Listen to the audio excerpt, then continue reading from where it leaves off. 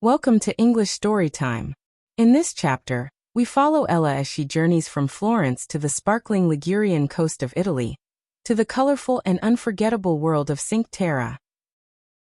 Made up of 5 ancient fishing villages clinging to the cliffs above the Mediterranean Sea, Monterosso, Vernazza, Corniglia, Manarola, and Rio Maggiore. Cinque Terre is a place of vivid beauty, rich tradition, and gentle rhythm. This story captures a full day of exploration, peace, and poetry, as you travel through words, learn new English vocabulary, and feel the sea breeze on your face. Ella wakes early in Florence. The city is still quiet as she wheels her suitcase along the cobblestone streets, heading toward the train station. She boards a regional train heading north. As the train departs, Florence disappears behind hills, and the scenery begins to change. The countryside becomes wilder. Vineyards shift into olive groves. Hills become cliffs. The sea appears. By mid-morning, she arrives at La Spezia, then transfers to a small coastal train. The tunnel cuts through rock and opens into sudden daylight. A flash of blue sea. A cluster of pastel houses stacked on stone. A blur of lemon trees and fishing boats. Ella has arrived in Cinque Terre. Her first stop is Rio Maggiore. The houses are painted pink, orange, and yellow. Narrow staircases wind up the hillside. Laundry sways above in the breeze.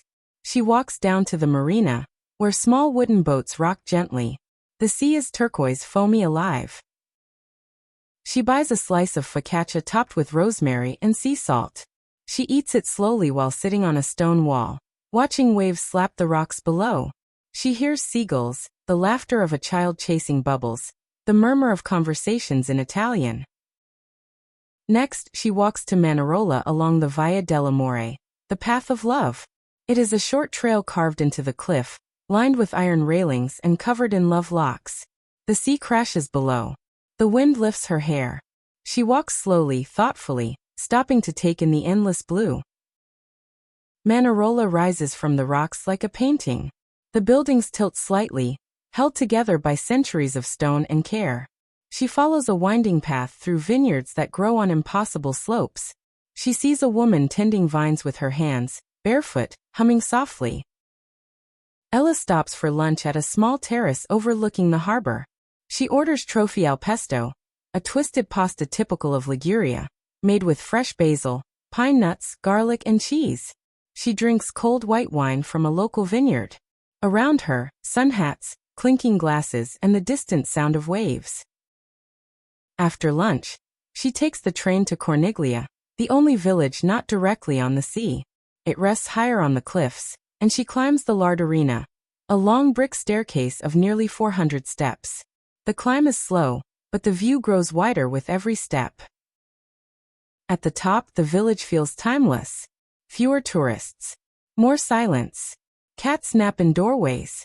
An old man plays cards with friends in the shade of an olive tree. Ella walks through narrow alleys where flower pots brighten the walls. She visits a tiny church with wooden benches and candles glowing softly. She buys a lemon granita from a shop near the cliff's edge. She sips it while staring out at the sea. The coastline stretches far in both directions. The light sparkles on the water like 1,000 stars. In the afternoon, she hikes the trail from Corniglia to Vernazza. The path winds through terraced vineyards and shaded groves. Lizards dart across her feet. She pauses often, taking deep breaths, listening to bees, birds, and distant waves. After more than an hour of walking, she sees Vernazza below, its harbor curled into the land, its church tower rising beside the sea, its piazza filled with life. She descends carefully, her legs tired but her spirit light. She reaches the harbor just as the golden hour begins. Children splash in the shallows. Boats come in with nets full of fish. People gather at the water's edge, laughing, sipping aperitifs. Ella finds a table at a cafe and orders bruschetta topped with tomatoes, garlic, and olive oil. She watches the colors shift on the water. Musicians play a soft tune nearby. A painter captures the sunset in bold strokes. As the sun sets, she takes one last train to Monterosso, the largest and flattest of the villages. The beach here stretches wide, with umbrellas in neat rows. The sky turns from gold to pink to indigo. She checks into a small seaside guest house. Her room smells of sea salt and clean sheets. She opens the window. The sound of the sea fills the room. Later that night, she walks barefoot along the beach. The sand is cool. The stars are bright. The waves whisper. She feels far from everywhere else. She returns to her room, wraps herself in a soft blanket, and sits on the balcony. Below, the sea glows gently. A lighthouse blinks from a distant cliff. She writes in her journal, "Today I walked on cliffs through vineyards into dreams." She closes the book and rests, the sea singing her to sleep. Let's review some vocabulary from Ella's journey in Cinque Terre. Focaccia, a flat Italian bread, often topped with herbs or vegetables. Cliff, a steep face of rock, often near the sea. Vineyard, a place where grapes are grown for wine. Pastel, soft, light colors. Granita, a frozen dessert made from sugar, water, and flavoring. Trophy, a type of short, twisted pasta from Liguria. Terrace, a flat area next to a building, often used for dining. Harbor, a sheltered place along the coast where boats can dock. Olive tree, a tree that produces olives, common in Mediterranean countries. Path, a way or track laid down for walking. Piazza, a public square in a town. Seaside, the area near the sea. Lighthouse, a tower that sends light to guide ships at night. Marina, a small harbor where boats are kept. Trail, a marked route or path for walking. Church tower, a tall structure of a church, often with a bell. Aperitif, a light drink usually served before dinner. Barefoot, without shoes. Journal, a personal notebook for recording thoughts and events.